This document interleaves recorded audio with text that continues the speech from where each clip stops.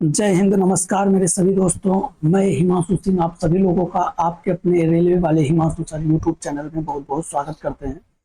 आज हम लोग बिल्कुल प्रॉपर वे में चीज़ों को समझने का प्रयास करेंगे और चीज़ों को करने का भी प्रयास करेंगे। क्या जो भी मैथ के जो क्वेश्चन हैं जो आपके एग्जाम में पूछे जा रहे हैं उनसे रिलेटेड पूरे के पूरे क्वेश्चन को हम लोग करेंगे। ठीक है, आशा है कि बिल्कुल आप लोग तैयार होंगे और इसको पूरा का पूरा करने का प्रयास करेंगे। चलिए पहले क्वेश्चन की तरफ हम बढ़ेंगे। और अगर आप नए हैं तो चैनल को सब्सक्राइब करना बिल्कुल ना भूलिएगा और लाइक शेयर तो भाई करिएगा ही करिएगा। ठीक है, चलिए फिर पहले क्वेश्चन की तरफ हम बढ़ेंगे और एक एक करके क्वेश्चन को लगाने का प्रयास करेंगे। ठीक है, क्वेश्चन क्या कर रहा है कि भाई दो संख्याएं हैं, दो संख्याएं 3:8 के अनुपात में हैं और यदि प्रत्येक संख्या में 8 जोड़ दिया जाए तो अनुपात 1:2 हो जाता है। यदि प्रत्येक संख्या में 4 घटा दिया जाए तो अनुपात क्या होगा, यह क्वेश्चन बोल रहा है। ऐसे क्वेश्चन तो करेंगे क्या, बोल क्या रहा है समझने का प्रयास करिए। कह रहा है भाई ऐसा है कि भाई 3:8 ये है और इसमें क्या कर रहा है कि 1:2 हो जाता है जब हम प्रत्येक में हम क्या करते हैं, 8 जोड़ते हैं। प्रत्येक में क्या होता है, 8 हम जोड़ते हैं। प्रत्येक में हम क्या करते हैं, 8 हम जोड़ते हैं। बट यहां पे अगर देखो और यहां पर देखो तो देख रहे होगे कि यार कम जुड़ा हुआ है। मतलब यहाँ पे 2 और यहाँ पे आप देख रहे होगे तो 6 जुड़ा दिख रहा होगा, है ना। एक जगह 8 तो एक जगह 6 जुड़ा दिख रहा होगा। तो आप करोगे कैसे इसको, तो देखो जब भी कभी इस तरीके का डिफरेंस आए, ये वाला डिफरेंस, अगर ये वाला डिफरेंस आपको अलग अलग दिखाई दे, ये वाला डिफरेंस आपको अलग अलग दिखाई दे, ये वाला डिफरेंस अलग अलग दिखाई दे, जैसे यहाँ पे 2 है और यहाँ पर क्या है, यहाँ पे 6 है, तो हम ऐसे डिफरेंस को हम कैसे करेंगे। तो मेरे प्यारे साथियों यहाँ पर हम करेंगे कैसे, तो हम ये वाला डिफरेंस निकाल लेंगे। कौन सा, ये वाला डिफरेंस निकाल लेंगे। यहाँ पर कितना डिफरेंस है, 5। यहाँ पे कितना डिफरेंस है, 5। और अगला कितना डिफरेंस है, अगले में कितना डिफरेंस है, तो यहाँ पे अगर अगला का डिफरेंस देखें तो अगले में डिफरेंस आपको, अरे भाई ये क्या हुआ,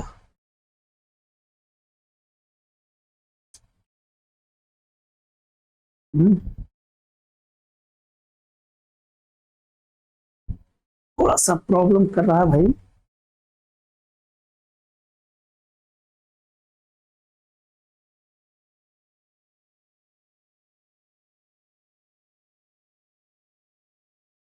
यहाँ पे अब क्या हो जाएगा, यहाँ पे अगर हम देखें तो ये 5 हो गया और ये क्या हो जाएगा, ये 1 हो जाएगा। अब दोनों का जब हम मल्टीप्लाई करेंगे, ये 5 है और ये 1 है, 1 का मल्टीप्लाई इसमें और 5 का मल्टीप्लाई इसमें हो जाएगा। तो होगा क्या, 3:8 और दूसरा क्या होगा, 5 से मल्टीप्लाई होगा तो 5 1 जा 5 और 5 2 जा 10 हो जाएगा। यहाँ पे डिफरेंस कितने का, 2 का, 2 बराबर 8 तो 1 बराबर कितना होगा, 4 होगा। और 2 बराबर 8 तो 1 बराबर 4, तो यहाँ पे 1 बराबर 8 बराबर कितना हो जाएगा, तो 8 बराबर 8 चौको 32। और अगला क्या हो जाएगा, ये 1 बराबर 4 तो 3 बराबर क्या हो जाएगा, तो 3 बराबर हो जाएगा 12। कह रहा अगर मान लो 4 4 घटा दिया जाता है, अगले में ये देखो बोल रहा है 4 4 घटा दिया जाए तो कितना हो जाएगा, तो 4 घटाएंगे यहाँ से 8 हो जाएगा और यहाँ से 4 घटाएंगे तो 28 होगा। और करेंगे तो 4 दूना 8, 4 सत्ते 28, ये आपका करेक्ट आंसर हो जाएगा। क्या, सी ऑप्शन आपका राइट हो जाएगा। थोड़ा सा टाइम इसमें लग गया। चलिए नेक्स्ट क्वेश्चन की तरफ बढ़ेंगे। लिखा है क्या, दो संख्याओं का औसत 46 है, तीसरी संख्या के साथ तीनों संख्याओं का संयुक्त अनुपात इतना है, तो तीसरी संख्या क्या होगी। देखिए कह रहा कि अगर मान लो कोई a प्लस बी है, इसका एवरेज अगर 46 है, एवरेज का मतलब क्या होता है, अपॉन 2। अगर अपॉन 2 है तो ये इधर जाएगा तो कितना हो जाएगा, गुने 2 हो जाएगा। अगर ये हटाएंगे तो हम क्या करते हैं, इसको हम लिखते ही नहीं, हम डायरेक्ट इसको लिख लेते हैं 92। अब क्या अगला क्या कह रहा कि अगर 3 संख्या हो जाए, a प्लस बी और प्लस सी, तीनों संख्याओं का, तो 43, इसका मतलब है 43 × 3 कर सकते हैं। क्या होगा, 3 तिरिक 9 और 3 चौको 12 ना हो जाएगा। भाई जब दो ए और बी बराबर 92, ए बी सी बराबर 190 29, तो हम क्या करेंगे, माइनस कर देंगे, और माइनस करेंगे तो हमारा जो आंसर आ जाएगा वो कितना आ जाएगा, 37। कितना आ जाएगा, 37 is the right answer. Next question की तरफ हम बढ़ेंगे। अगला क्वेश्चन आपकी स्क्रीन के ऊपर ये रहा, इसको लगाने का प्रयास करिएगा मेरे प्यारे साथियों। अगले क्वेश्चन को लगाने का प्रयास करिए, चलिए फटाफट लगाने का प्रयास करिए, देखते हैं कौन कौन लगा लेता है इस क्वेश्चन को। ठीक है, अब देखिए यहाँ करा कि ए और बी 24 और 40 दिनों के में पूरा कर देते हैं किसी कार्य को, और 8 दिन एक साथ कार्य करते हैं। सी शेष कार्य को 14 दिनों में पूरा कर सकता है। ए और सी कार्य का 75% कितने दिनों में पूरा करेंगे, ये कहा क्वेश्चन। तो अब भाई सिंपल सी बात है, ए एक कार्य को 24 दिन में, बी उसी कार्य को अगर करता है तो 40 दिनों में कर लेता है। दोनों मिल के करेंगे तो इनका क्या निकाला जाता है, एलसीएम निकाला जाता है। मैंने बताया ही है, 40 और 24 का एलसीएम कितना हो जाएगा, तो वो 120 हो जाएगा। इनका पर डे का कैपेसिटी निकालेंगे तो 24 पंचे 120 और 40 ત્યાં 120 ये हो गया। मतलब अगर ये दोनों मिल करके कार्य करें तो 8 काम को एक दिनों में करेंगे, और करा 8 दिनों तक एक साथ काम को करते हैं तो क्या हो जाएगा, इंटू 8 और बराबर 8 टाइम 64 हो जाएगा। मतलब 64 काम को ये कर चुके हैं, और अगर 64 वर्क को इन्होंने कंप्लीट कर लिया तो बचा कितना काम है, 56। और इस 56 को कह रहा शेष 14 दिनों में सी करता है। सी अगर इस कार्य को 14 दिनों में करता है, इसका मतलब सी की कैपेसिटी है 4 काम पर डे। पर डे का 4 काम पर डे की कैपेसिटी है सी का। 4 काम पर डे अगर कैपेसिटी है, तो अगर सी को 120 काम करना पड़े 4 की कैपेसिटी से, तो वह कितने दिनों में कर सकता है, 30 दिनों में इस कार्य को कर सकता है। अगर ये पूछता कि भाई सी कितने दिनों में इस कार्य को पूरा कर सकता है, तो 30 आंसर होता। लेकिन यहां पर उसने क्या बोला, ए और सी, ए की कैपेसिटी 5, सी की कैपेसिटी 4, तो कह क्या रहा है, कह रहा है ए और सी, तो ए प्लस सी का मतलब हुआ 120 काम को ए और सी 9 की कैपेसिटी से करेंगे, 4 और 5, 4 और 5 का मतलब 5 4 9 की कैपेसिटी से 75% काम को करना है कंप्लीट। तो उल्टा इसको लिखेंगे, 75% को 3/4 लिखेंगे, उल्टा करके लिखेंगे इसको, तो ये क्या हो जाएगा, ये क्या हो जाएगा, 4/3,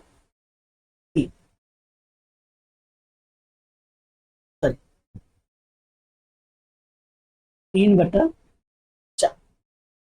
3 से 3 तिरिक का 9, 3 तिरिक का 9 और 4 3 12, 12 ये, और हो क्या जाएगा, यहाँ पे यहाँ 3 था तो एक बार में चला ही गया था, 3 का 3, तो बचा क्या, 10, और 10 यहाँ पर इसका करेक्ट आंसर हो जाएगा।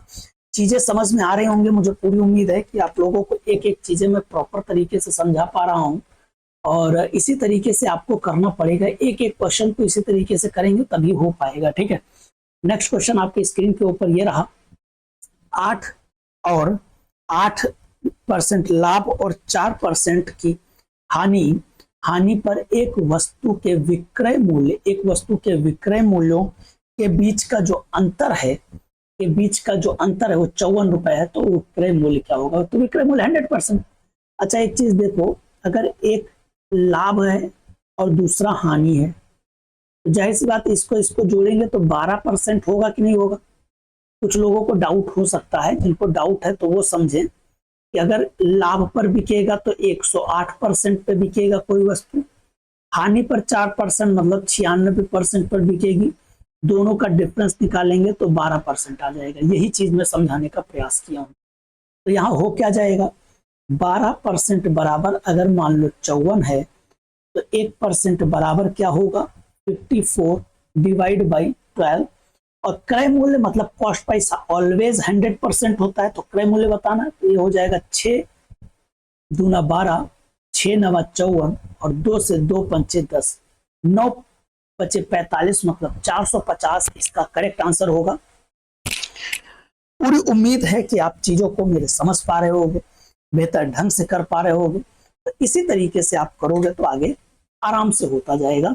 अगला क्वेश्चन आपके स्क्रीन के ऊपर है। उम्मीद है कि आप क्वेश्चन को समझेंगे और करने का प्रयास करेगा। अब person crosses 90 metre long road 6 minute. What is the speed of the person in kilometre per our.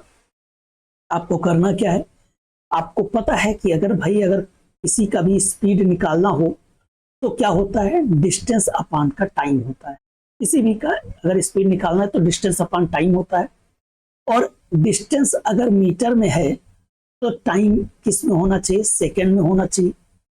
तो हम अगर इसको हम निकालें तो क्या होगा, 900 मीटर है अपान 6 मिनट है, सेकेंड में बदल दिया। लेकिन हमको आंसर देना है किलोमीटर पर आवर। किसी भी को किलोमीटर पर आवर में, मतलब अगर मीटर पर सेकेंड दिया गया है उसको किलोमीटर पर आवर में बदलना है तो हम किससे मल्टीप्लाई करते हैं, 18/5 से। इससे मल्टीप्लाई होगा, 18/5 से मल्टीप्लाई हो जाएगा और हमारा आंसर हो जाएगा। ठीक है, अब करेंगे कैसे इसको, तो भाई देखो यहाँ पे क्या हो जाएगा, 18/5, 0 से 0 कैंसिल, 6 का 6 3 का 18, 3 से 3 दूना 6, 5 दूना 10, ये 10 होगा और 10 से 1 0 और कैंसिल आएगा। क्या डिवाइड करेंगे तो 9 किलोमीटर पर आवर, यही आपका क्या हो जाएगा, आंसर हो जाएगा। हम फिर कह रहे हैं कि चीजों को आप समझने का प्रयास करें। एग्जाम हॉल में इसी तरीके के मेथड का अप्लाई आपको करना होगा। ऐसे ही क्वेश्चन आपके एग्जाम में कई बार पूछे गए हैं, तो ऐसे क्वेश्चन पे आपको ध्यान देना है। चलिए नेक्स्ट क्वेश्चन आपकी स्क्रीन पर है। 14.4 और 3.6 का मध्यानुपात और 3 और 4 के तृतीय के अनुपात के बराबर है। तो ऑलवेज अगर मध्यानुपात बोला तो b होता है, b² = 14.4 × 3.6। जिनको इसमें डाउट है देखिए हम ऊपर लिखे दे रहे हैं, a/b = b/c होता है। और अगर आपको बोल रहा है पहला, दूसरा, तीसरा, चौथा, तो दूसरा ये दे दिया क्योंकि 3 ही पद है। ये पहला पद a और ये c है, तो b ज्ञात करना, तो b का b से होगा b² और = a × c, इसीलिए मैंने ये किया है। ये हो जाएगा 12 का और ये हो जाएगा 6 का, एक अंक के बाद 0.1272, ये b बराबर हो जाएगा। इसी तरीके से करा तृतीय पद के लिए क्या होगा, ऐसे ही 3/4 और 4/c, 4 चौको 16, c बराबर 16/3 हो जाएगा। अब हमको निकालना क्या है, हमको बताना है ये जो 7.2 है ये इसके बिल्कुल से एकदम इक्वल में है, समानुपात में है। पॉइंट हटाएंगे, 0 बढ़ाएंगे। अब यहाँ पे क्या होगा, 8 दूना 16, 8 9 72, 9 3 27 और 10 दूना 20, 27 और 20 मतलब बी ऑप्शन यहाँ पर राइट होगा। देखो यहाँ पे जो मैं ये प्रोसेस बता रहा हूँ ये मैं करके बता रहा हूँ। इसमें बहुत सारी चीजें, जैसे यहाँ पर हम 44 और 36 को डायरेक्ट भी इसको कर सकते हैं, कोई दिक्कत नहीं होगी। ठीक है, यही चीज आपको समझना है कि क्या हम किसी भी क्वेश्चन को डायरेक्ट भी बना सकते हैं। साधारण ब्याज पर एक निश्चित मूलधन 3 वर्षों में 12% प्रति वर्ष की दर से 3400 रुपए हो जाता है। मूलधन ज्ञात कीजिए, क्या होगा। अब मेरी बात को समझने का प्रयास करिए। कोई भी धनराशि अपने आप का कितना होता है, 100%। अगर चक्रवृद्धि ब्याज 3 वर्षों में 12% की दर से, मतलब 12 3 36% और हो जाएगा, धनराशि 136% हो जाएगा। जो कि आपको बताया गया है कि भाई ऐसा है, 12% के बाद दर से जो धनराशि मिलती है वो 3400 मिलती है। इसका मतलब साफ तौर पर है कि 136% इज इक्वल टू 3400। तो 1% बराबर क्या होगा, 3400 और डिवाइड बाय 136। और क्या बोला है, मूलधन ऑलवेज क्या होता है, प्रिंसिपल वैल्यू, और प्रिंसिपल वैल्यू ऑलवेज 100%। तो क्या होगा, 17 दूना 34 और 17 अट्ठे हो जाएगा, और 8 से इसको, तो 8 से इसको करेंगे तो 8 दूना 16, 8 पंचे 40, 2500, 25 गुणे 100 बराबर 2500 इसका राइट आंसर हो।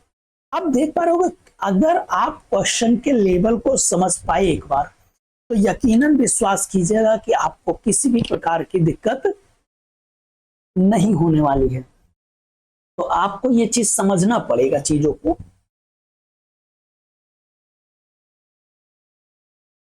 चलिए नेक्स्ट क्वेश्चन आपके स्क्रीन के ऊपर है कि पुनीत ने बिंदु ए से बिंदु बी तक 15 किलोमीटर पर आवर की चाल से अपनी यात्रा शुरू की और बिंदु बी से बिंदु ए तक 15 किलोमीटर पर आवर की चाल से यात्रा की, उसकी कुल यात्रा की औसत चाल ज्ञात कीजिए। अब क्या होगा, क्या कभी भी अगर एवरेज स्पीड की बात करेगा, औसत चाल की बात करेगा, तो होता क्या है, जब दो स्पीड दे दी जाए तो 2 इंटू S1 इंटू S2 अपान S1 प्लस S2 इस फॉर्मेट से हम लगा सकते हैं।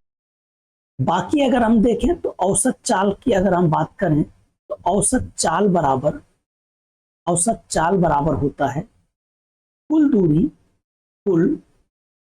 दूरी अपान कुल समय।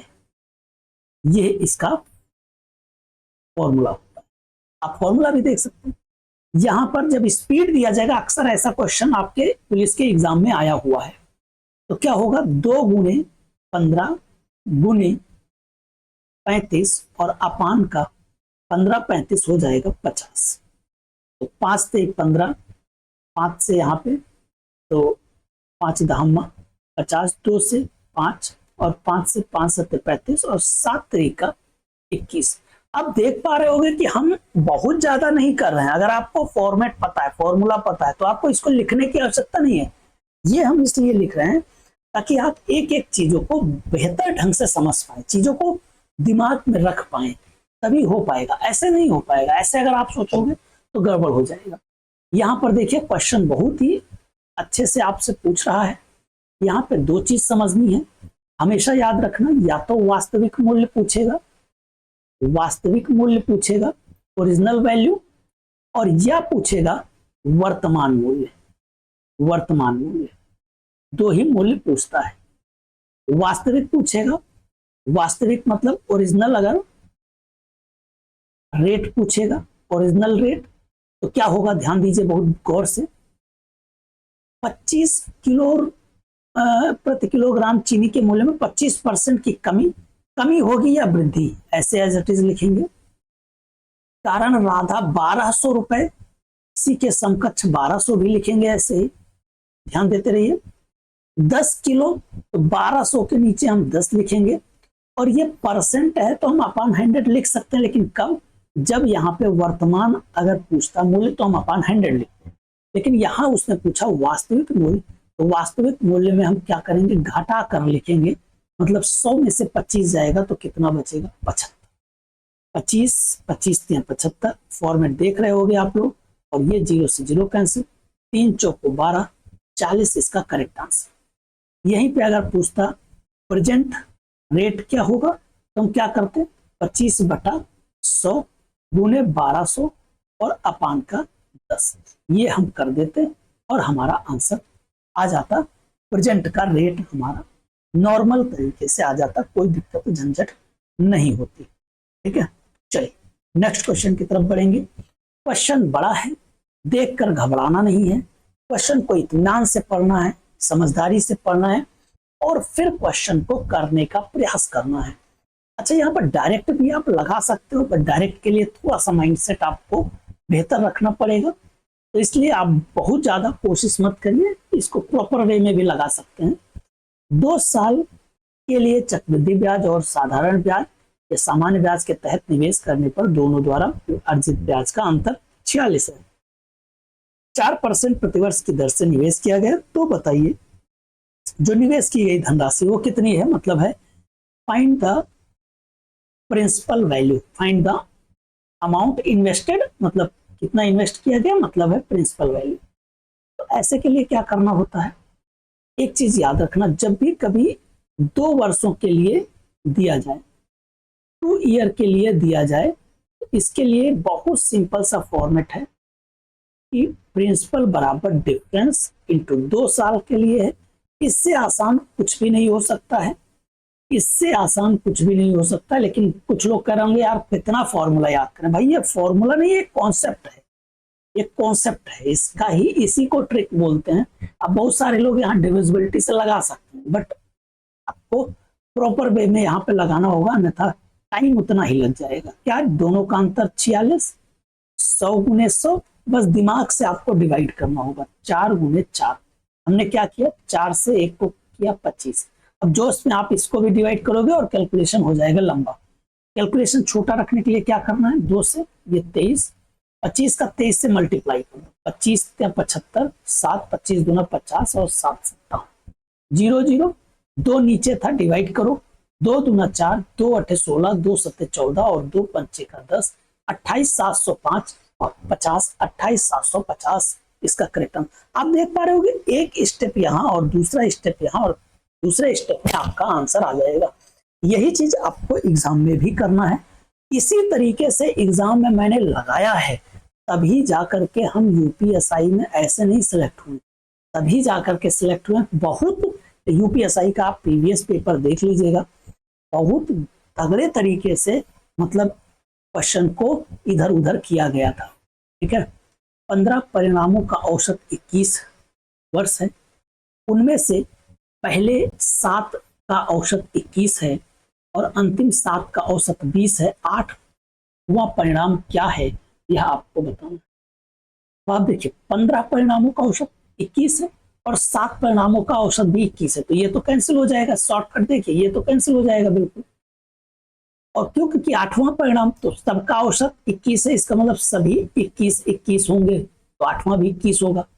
लेकिन कम कहां हो जा रहा है, 7 संख्याओं का औसत 20। यहाँ पे एक एक जो कमी हो रही है वो 8वीं वाली संख्या से ली गई, और कितनी संख्या में एक एक एक्स्ट्रा जो है कम हो गया था, 7 संख्याओं में। और अगर हम देखें 8वीं संख्या 28 हो जाएगी। अब बहुत सारे लोग कहेंगे नहीं सर हम नॉट रूल से पढ़ेंगे। नॉट रूल क्या होता है, 15 संख्या 21 गुना कर लेना है जो आएगा, 7 का 21 गुना कर लेना है, फिर 7 का 20 गुना कर लेना।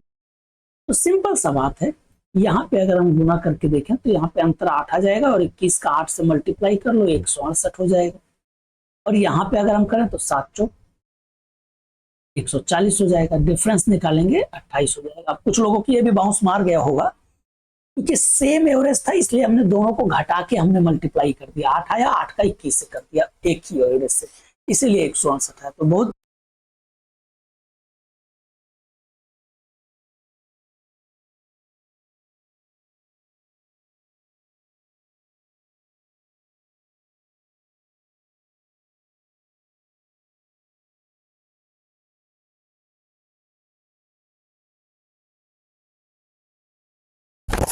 ऐसे ही हम आपको लगाने का बताने का प्रयास भी करेंगे। इसी तरीके से हम कोशिश करेंगे कि आप लोग इसी तरीके से लगाएं भी।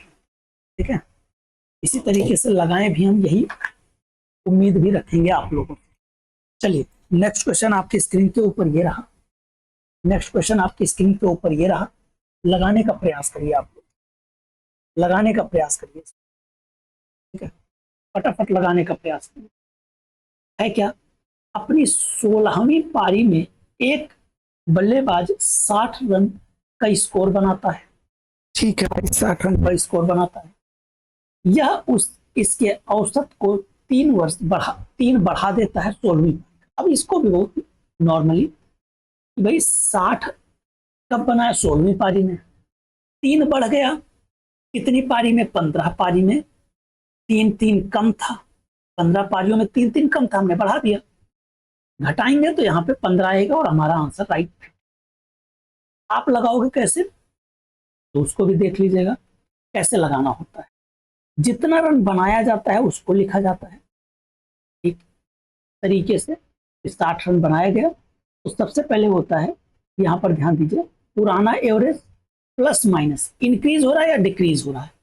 इंक्रीज हो रहा है तो वृद्धि या कमी, इसे हम लिख देते हैं वृद्धि या कमी, इनटू कितनी संख्या है, कितनी पारी है या कितनी संख्या है वो लिखेंगे। कितनी संख्या है, और बराबर जो है नया रन या नया आयु जो भी होगा, क्या होगा, पुराना एवरेज नहीं पता है, और वृद्धि हो रही 3 की, कितनी पारी में, 16 पारी में 3 की वृद्धि हो रही है, 3 वर्ष बढ़ जाता है, 3 रन बढ़ जाता है, इसका मतलब 15 पारी तक तो 3 नहीं बढ़ा था। ये कितनी संख्या, तो 15 पारी खेला है और कितना रन बनाया, तो 60। तो वही हम यहाँ पे करेंगे, सॉरी यहाँ पे 16 रखेंगे, 16 पारी में 3 बढ़ जाता है, यहाँ पे करेंगे 60 माइनस 16 48 और आएगा 12। 12 है पुराना एवरेज, तो नया एवरेज क्या हो रहा है, 3 बढ़ जा रहा है, इसलिए 15 हो जाएगा। ये आपको करना होगा। चलिए नेक्स्ट क्वेश्चन आपकी स्क्रीन के ऊपर ये रहा, नेक्स्ट क्वेश्चन आपकी स्क्रीन के ऊपर ये रहा, फटाफट आप करने का इस क्वेश्चन। एक व्यक्ति 1600 मीटर लंबी एक सड़क को 4 मिनट में पार करता है, उसकी चाल क्या होगी। सिंपल क्वेश्चन है, सिंपल क्वेश्चन है, स्पीड अपॉन टाइम। किलोमीटर में हमने पहला क्वेश्चन इसी तरीके का एज इट इज था, 0 से 0, 6 तरीका 18 और यहाँ पे 5 चौक 20 अट्ठे 160 और 8 तरीका 24, मतलब 24 is the right answer. Speed is equal to distance upon time होता है, और अगर मीटर पर सेकेंड में है उसको किलोमीटर पर आवर में चेंज करना है तो 18/5 से मल्टीप्लाई करना होता है। ये चीज आपको ध्यान रखना, ठीक है। चलिए नेक्स्ट क्वेश्चन। एक वस्तु को बेचते समय 8% का लाभ और 13% की हानि के बीच का अंतर इतना रुपए है, वस्तु का क्रय मूल्य क्या होगा, यह आपको बताना है। देखो यही चीज आपको ध्यान रखना है, ऐसे ही क्वेश्चन को आपको समझने का प्रयास करना है।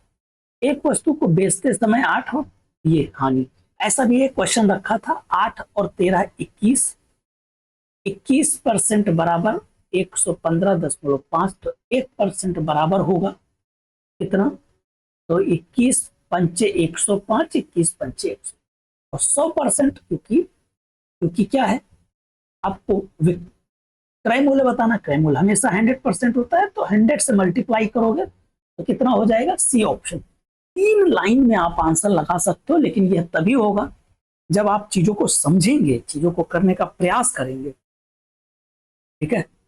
फिर क्या करा, 14% के लाभ पर बेचा जाता है, यदि इसे 121 कम पर बेचा जाए तो 8% है, 14 8 22, 22% बराबर 121, 1% बराबर 121/22, मूलधन है 100%, 11 दूना 22, 11 ग्रेन 121, और ये हो जाएगा, ये हो गया मूलधन। अगर आपसे जैसे अभी तक पूछ रहा था कि क्रय मूल्य बताओ, तो क्रय मूल्य बहुत आसानी से आ जाता है। यहां पे बोला कि अगर उसी वस्तु को 536.25 मतलब 550 था, तो जाहिर सी बात हानि हो रही है, लाभ वाला बिल्कुल कैंसिल, लॉस हो रहा है।